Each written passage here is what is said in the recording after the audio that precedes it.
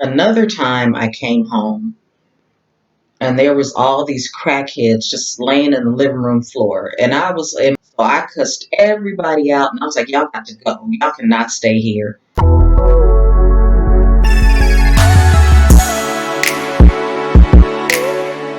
Hi, Dawnies. Welcome back to my channel. If you're new to my channel and you like listening to sad, funny, ridiculous stories, please subscribe. Mom will say it's like a bad sitcom. Now, forgive me for the angle. I have to find a place to film around here. Anyway, you see the title. Yes, it's about when my mom was addicted to drugs, and I just want to share this story. Maybe this inspired someone else to know that you can pull through, even though you may have been raised in a traumatic situation. So I'm going to share this story. So basically, the neighborhood I lived in from childhood to about teenagers was middle class. Basically meaning there was all kind of cultures. There's white, Indians, Latinos, Caribbeans, black.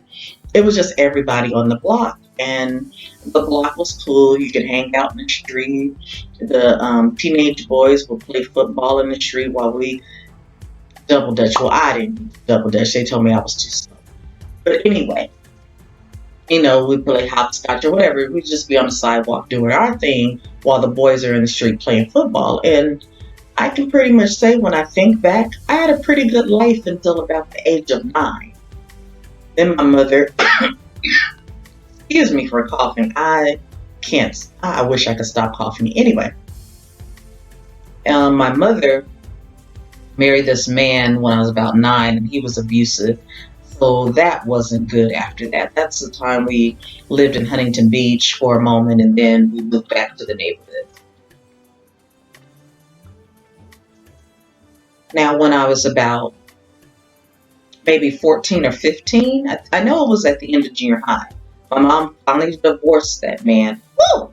Hallelujah. I was so glad because he was very abusive. There was a couple times he would bang my head against the refrigerator because I didn't do the dishes when he said I should, but I had appointments to go to. He was just not a very nice man. So as I mentioned earlier, this was a middle class neighborhood. Then all of a sudden, around the age of 16, these guys just came out of nowhere and took over the block. And I was just like, where did y'all come from? And why are you here? And basically, they were drug dealers, and I guess somehow just dropped them there. And it was annoying because on my way to school while I'm trying to run to catch the bus, you know how men are. They would do the cat calling, and I would have to remind them. Well, one, I would cuss them out. 2, I had to remind them I'm a child. And they'd be like, okay, we're going to leave you alone. And there was this one that would always give me googly eyes, and I was like, I'm a child. You don't need to be looking at me like that. Disgusting. Now, I can say, even though I would cuss these guys out every day, that when, like, say if somebody else that didn't belong in the neighborhood tried to mess with me, they would have my back. So there's good to bad to drug dealers, but it's mostly bad. Well, one day, my family had like a semi-intervention with me. They sat me down and informed me that my mother was on drugs, and I was just like kind of numb because I didn't know how to take this information. My mom had stopped working, and I thought she had stopped working because she had meningitis. She worked for the hospital, and from my understanding before they told me she was on drugs, that she retired, but since she worked for this particular hospital, they could still take care of her medical needs. And that's why I thought she stopped working, because of the meningitis. I don't remember what kind, if she had bacterial or viral meningitis, but I know it was bad. So once this was revealed, and once they told my mom, because My mom wasn't there at the meeting, which is kind of rude. Family shouldn't do that. Anyhow, my mom was supposed to go to Betty Ford, and my cousin was supposed to watch me.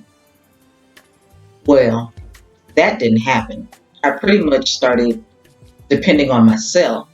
Basically, I had to fend for myself, basically. I did have a job for a moment, but I had to quit that job because my mom kept asking me for money just to support her habit, and that wasn't cool. Like I said, I was pretty much on my own. I would try to confide in my best friend, but she ended up telling the whole school, so I didn't feel like I had anybody to really turn to. And then I had another set of friends. They were saying I need to tell my mother to stop, just like they did. But these were brothers and sisters. You know, they had each other to rely on to be able to talk to their mom. It was just me, and I didn't really know how to address it. I even asked them if they could be with me while I talked to my mom, but they wouldn't do that. So I pretty much, like I said, was on my own. I didn't have any real support. As the years went by, things started going array. For one day I came home, the window was broken, and we had one of those big mirrors, and it's amazing that no one stole anything. I guess because the neighborhood had known me from a child to teens, that they pretty much kind of watched out for me, but nobody really, I don't know. I can't even explain the situation, but I'm just glad that no one stole our belongings. Let me just say, the Lord must have been watching over us somehow, even though my mother was in her drug addicted phase. I can say the Lord was looking. Another time I came home, and there was all these crackheads just laying in the living room floor, and my mother wasn't there. So I cussed everybody out, and I was like, y'all got to go. Y'all cannot stay here. And for some reason, they left. They must have known, no, we can't do this. They have to go. And back to the window. Even though my dad was in and out of my life, he at least came and fixed the window. I know I talked about him in the last video, but I'm going to just leave it there. I remember if I was 16 or 17, but I got in my mind not to go to school anymore. I didn't want to be at home, didn't want to be at school. I didn't know where I wanted to be. It was just, when you're in it, you don't really know what's going on. Plus, if you're a teenager, you know, hormones and stuff is just going crazy, and your mind is twisted because you're not really a child, but you're not really a grown-up, and you don't know how to process things, and you're reaching out to people to help you, but nobody can help you. It was just... So with that said, I would either ride the bus around town to see where the buses go, or do the dumb thing and hang out with boys who were no good. I was trying to find love somewhere, if you know what I mean. Another time, I was walking down the street towards my house, and my cousin pulled up. I didn't quite make it down the street yet, right? And she just pulled up and she's like, get in the car. So I get in the car. Oh, I didn't get to say when I decided not to go to school, I would tell one of the friends that I could semi-trust that just get my homework. I'll do my homework and turn it in, but I physically didn't want to go to school. I would go to homeroom just so I could be present, and then I would leave at the rest of the day. So back to my cousin. So when we get in the car, I get in the car, and she's like, yeah, I've been by your school today, and they tell me you haven't been there in 3 months. And I'm like, I thought it was only 3 weeks. What do you mean? So we got to talking, but I don't remember what she said to me because I didn't move in with her, and I was supposed to move in with her mom as my mother was supposed to go to Betty Ford, and none of that happened. I think her only thing was I need to go back to school. I'm like, for what? There, what? So when I did go back to school, I had the what do you call it? Is it your peer counselor? What do you call it? Anyway, my high school counselor sat me down and she was talking to me and she was like, I know something's going on. You might want to try talking to the peer group here at school and so you can get it out or, just talk about it. And in my mind, after dealing with my best friend and then the other two friends, I was just like, I kind of don't want to do that because I was basically scared, like, even though that was supposed to be technically a safe place, I don't know if somebody in that session would run and tell my business. So I didn't want to do the peer group counseling. When I think back, I wish I had, but like I said, when you're a teenager, you don't know what you're doing. You don't know what you're thinking, and everything's just going awry. And I forgot to say, this counselor in high school was also my junior high school counselor. I guess she moved up in the ranks, so she pretty much knew I was a different person than what she had seen before. Now, I'm not sure how I graduated, but somehow I made it to college. Like I said, basically, I would go to homeroom, get my home, and go to homeroom, be present, and then get all my, what I said earlier. Y'all know I can't get my thoughts together.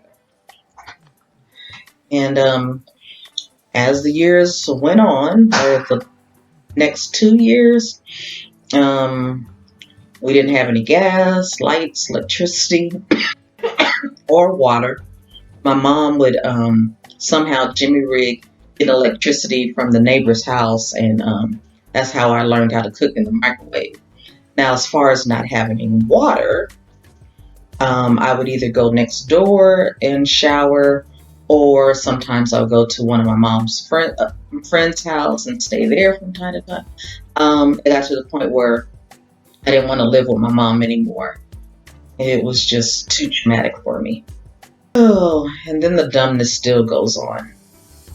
So about 17, yeah, 17. Um, the one drug dealer that used to give me the googly eyes growing up, I decided to, whatever, y'all know. Thinking in my mind, if he becomes my boyfriend, I can get him to stop dealing to my mom and have the other guy stop dealing with my mom. Um, yeah, that didn't work out so good. Hmm. And then I guess there was one time I went home and I saw my mom with the pipe and it infuriated me. So I tried to jump on her. But I guess mothers and drug addicts and that combination together, don't try that because I got my butt whooped. I thought with her being so thin I could whoop her, but no, she had super strength. And yeah, so I didn't try that again. So my grandparents convinced me to go to college. My grandmother was like, I need to go to alma mater. So I ended up going to college. Yeah, even with all that, I was able to go to college. So yeah, I graduated. I don't, someone asked me recently if I had a GED. I mean, there's nothing wrong with GEDs, but yeah, I graduated. And while in college, during college breaks, I would stay with my grandma because my mom, she was still, you know, a drug addict. Um, as I told you all before, my mom did get clean. Um, I had told you one Christmas she got arrested after the day after Christmas, and then after that she started going to so many meetings and she got clean. So one thing I can say, even though I had a traumatic teenage life, that at least my mom did get clean before she died. Um, before my mom died, I did have a chance to ask her how she got started, because all this time I thought it was the ex-husband that had got her started on drugs. Unfortunately, it turned out to be, I'm sorry to say this, I don't know if another person will be watching this video, but I have to tell the truth.